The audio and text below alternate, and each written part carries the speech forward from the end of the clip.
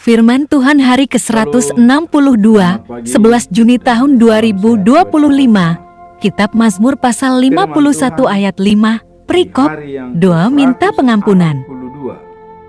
Tanggal 11 Juni 2025 adalah diambil dari kitab Mazmur pasal 51 ayat 5. Doa mohon ampun. Itulah perikop. Sebagai nats adalah sebagai berikut. Sebab aku sendiri sadar akan pelanggaranku. Aku senantiasa bergumul dengan dosaku. Itulah firman Tuhan pada hari ini. Apa pedoman kita dalam bulan Juni? Itu dikatakan bahwa transformasi spiritual dan hidup lama menjadi hidup baru bersama dengan Yesus Kristus, dan berusaha menjadi saluran berkat yang disampaikan dalam 2 Korintus pasal 5 ayat 17. Sekarang kita masuk dalam perikop hari ini. Apa latar belakang pemazmur Daud menyampaikan ayat tersebut, bahwa dia sadar akan pelanggaranku, katanya, dan aku senantiasa bergumul dengan dosaku. Inilah pernyataan daripada Daud. Mari kita lihat mengapa Daud mengatakan seperti itu. Mari kita lihat latar belakang daripada Daud, ya. Nah, kita lihat latar belakangnya. Ayat ini menyatakan sesungguhnya dalam kesalahan aku diperanakkan, dan dalam kesalahan dan dalam dosa ibuku mengandung. Wah. Jadi Daud melihat bahwa dia diperanakkan dalam kesalahan dan ibunya mengandung dalam dosa. Apa sebenarnya maksudnya dari ayat ini? Ya.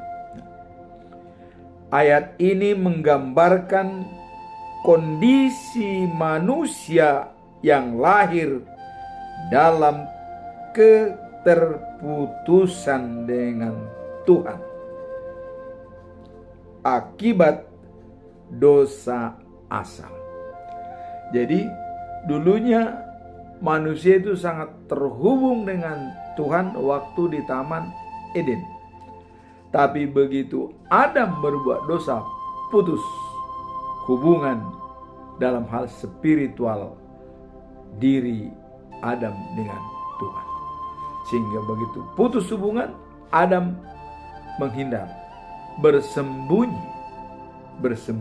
di Taman Eden. Artinya dia sangat malu untuk berhubungan dengan Tuhan. Inilah yang dikatakan kesalahan, ya. Dalam kesalahan aku diperanakkan. Bahkan dikatakan, dan dalam dosa ibuku mengandung aku. Artinya dengan kesalahan Adam, ibunya juga mengandung dalam dosa, dan dia sendiri sudah mengadakan keterputusan dengan Tuhan akibat dosa turun-temurun itu. Ini maksud daripada pemazmur. Jadi dosa turun-temurun itu tetap ditanggung oleh manusia dari generasi ke generasi sampai akhir zaman. Nah, jadi dengan ayat ini, ya, bahwa akibat dosa asal, ya, menggambarkan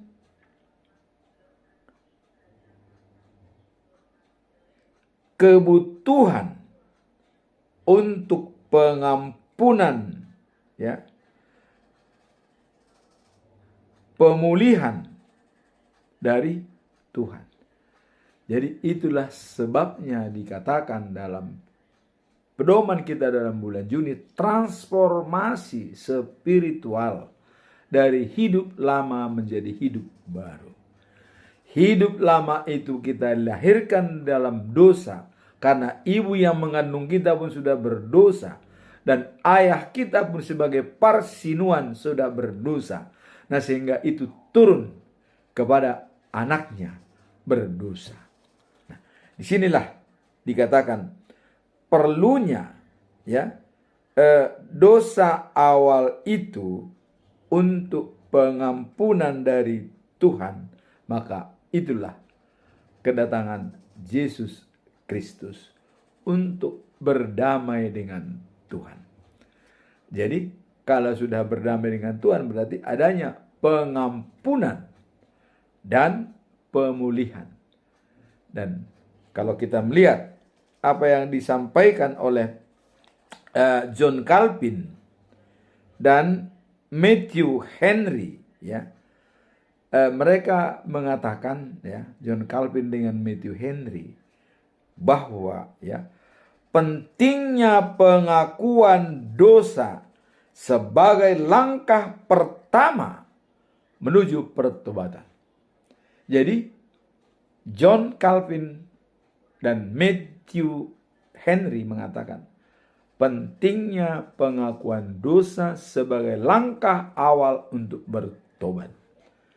Itulah dikatakan transformasi spiritual dari hidup lama menjadi hidup baru di dalam Yesus Kristus. Karena begitu besar kasih Allah akan dunia, maka Dia mengirimkan anaknya yang tunggal, ya, supaya barang siapa percaya kepadanya tidak binasa, melainkan beroleh hidup yang kekal.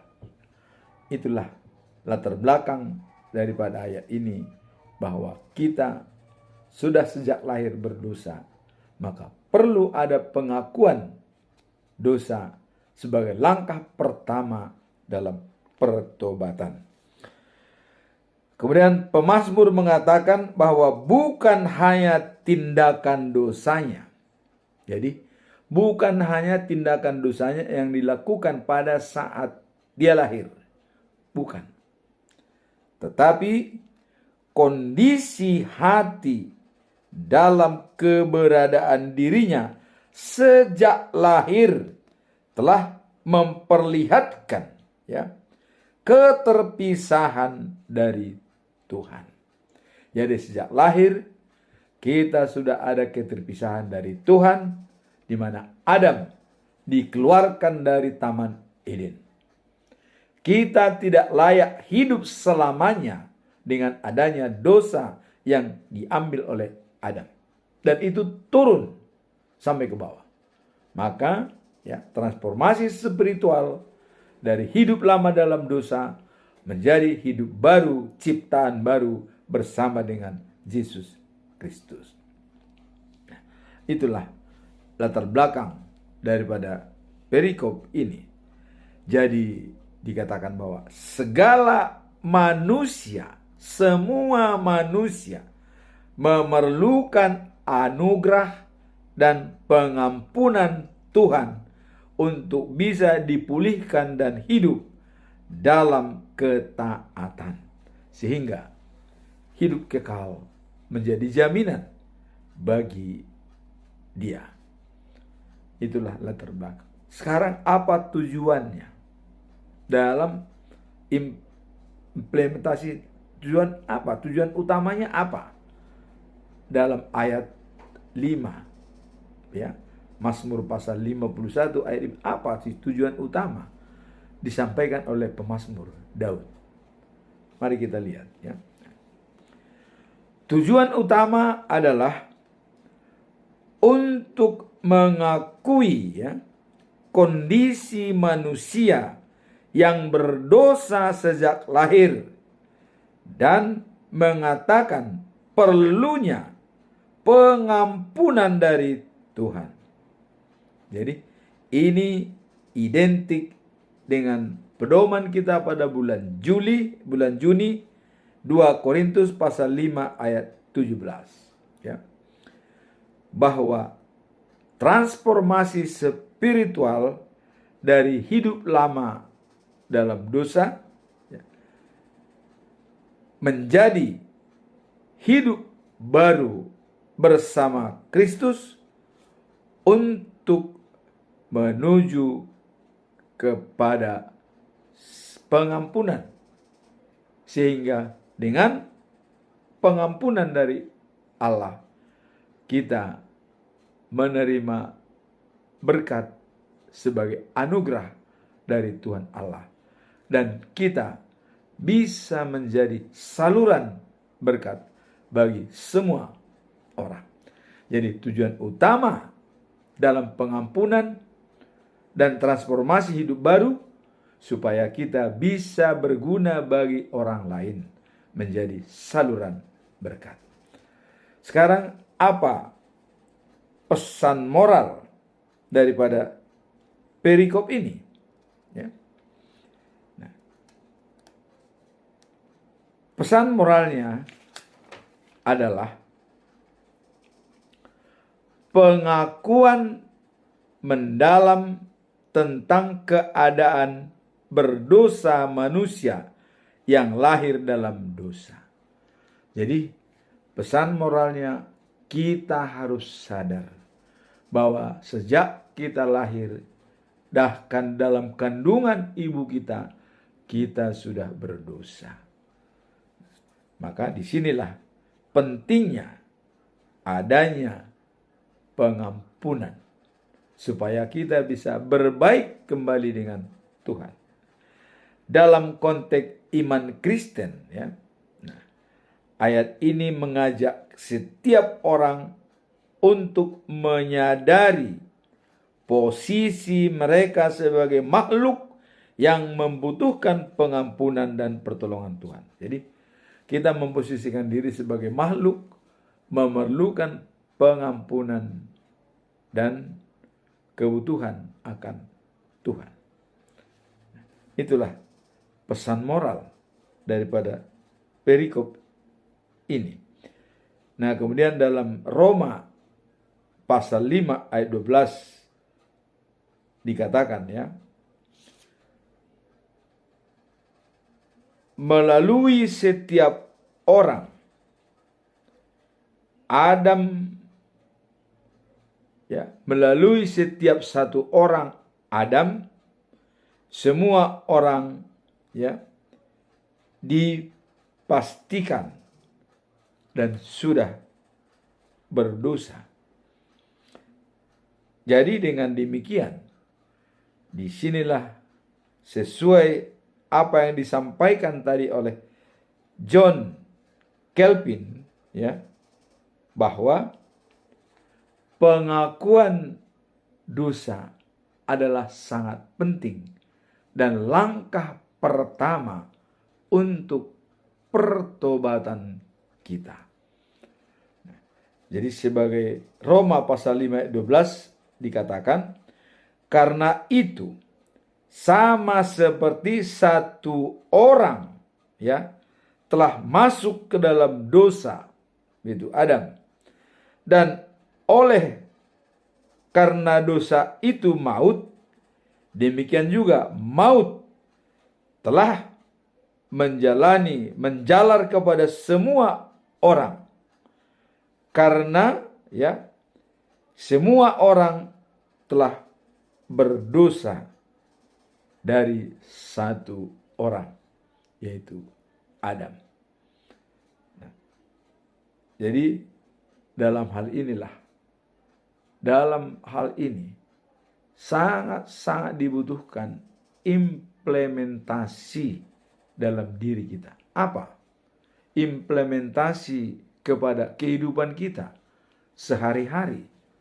Nah, mari kita lihat implementasi daripada Mazmur pasal 51 ayat 5 ini adalah pentingnya pengakuan akan dosa dan keterbatasan manusia, ya, dinyatakan dalam ayat ini sebagai langkah pertama menuju pertobatan.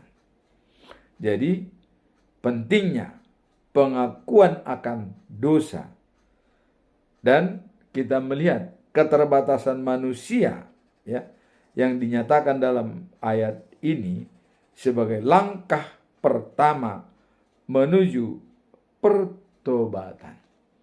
Kalau kita lihat, ya, dalam Yohanes 1, dalam 1 Yohanes pasal 1 ayat 9, ya, dalam Injil 1 Yohanes pasal 1 ayat 9. Jika kita mengaku dosa, maka Ia adalah setia dan adil, sehingga Ia akan mengampuni segala dosa kita dan, ya, menyucikan kita dan segala kejahatan kita. Jadi pesannya adalah kejahatan, segala kejahatan kita akan disucikan kalau kita sudah mengakui dosa kita. Jadi seperti dikatakan oleh John Calvin, ya, dan Matthew Henry, dikatakan bahwa mengakui dosa itu adalah langkah pertama sebagai pertobatan. Implementasinya adalah dalam diri kita, seperti ajaran daripada Martin Luther, ya, pokok-pokok pengajaran agama Kristen. Pertama apa? Ya, sola gratia, bahwa keselamatan itu adalah anugerah dari Tuhan. Tapi anugerah itu tidak akan sampai sepanjang kita tetap tidak menjadi manusia baru, kalau kita tetap manusia lama. Artinya tidak ada pengakuan dosa dan pertobatan, karena kita sudah berdosa sejak lahir. Kemudian yang kedua adalah sola fide. Kita dibenarkan hanya karena iman kita. Jadi kalau iman kita tidak mengadakan perubahan spiritual dari yang lama ke yang baru, ya, bagaimana mungkin kita bisa dibenarkan? Jadi kita dibenarkan karena iman percaya. Percaya kepada Allah Bapa sebagai sumber kehidupan. Percaya kepada Yesus Kristus sebagai juru selamat. Dan percaya kepada Roh Kudus sebagai pembimbing dan merawat kita dan memberikan terbaik bagi kita arahan semasa kita hidup di dunia. Dengan arahan Roh Kudus, maka kita bisa berdamai dengan Yesus, berdamai dengan Allah sebagai sumber kehidupan. Sehingga dengan sola fide, kata Martin Luther, kita diselamatkan hanya karena iman. Dan iman tanpa perbuatan adalah mati. Nah, kemudian pengajaran agama yang ketiga dikatakan adalah sola scriptura. Hanya Alkitab yang menjadi pedoman kita, baik perjanjian lama maupun perjanjian baru. Itulah semua untuk mengajarkan kita supaya bisa diampuni oleh Allah. Sesuai dengan doa Bapa kami, ampunilah kami seperti kami telah mengampuni orang yang bersalah kepada kami. Jadi ada syarat kalau kita mau diampuni oleh Allah, ya, karena kita sudah menyatakan seperti kami mengampuni orang yang bersalah kepada kami. Jadi kalau kita tidak mengampuni orang yang bersalah kepada kita, Allah tidak akan mengampuni kita. Karena kita sendiri yang mengatakan dalam doa Bapa kami, ampunilah akan kesalahan kami seperti kami juga mengampuni orang yang bersalah kepada kami. Jadi ada istilah tabur tuai. Apa yang kita perbuat, itulah yang kita tuai. Itulah implementasi daripada perikop ini. Jadi dengan catatan penting bahwa manusia dilahirkan dalam keadaan dosa, maka itulah Yesus mengatakan kepada Nikodemus, kalau kamu tidak dilahirkan kedua kalinya, kamu tidak bisa menjadi pewaris kerajaan surga. Kok dilahirkan kedua kali? Bagaimana? Sudah dewasa, mana mungkin kembali ke rahim ibunya? Yesus mengatakan, dilahirkan bukan secara fisik, tapi dilahirkan secara spiritual. Itulah transformasi spiritual kita dari hidup lama menjadi hidup baru bersama dengan Yesus Kristus. Semoga firman ini menjadi bekal bagi kita dalam menjalankan kehidupan kita sehari-hari, berorientasi dengan sesama dan berhubungan secara vertikal dengan Tuhan sebagai sumber kehidupan, juru selamat, pembimbing, dan perawat kita. Amin. Tuhan memberkati.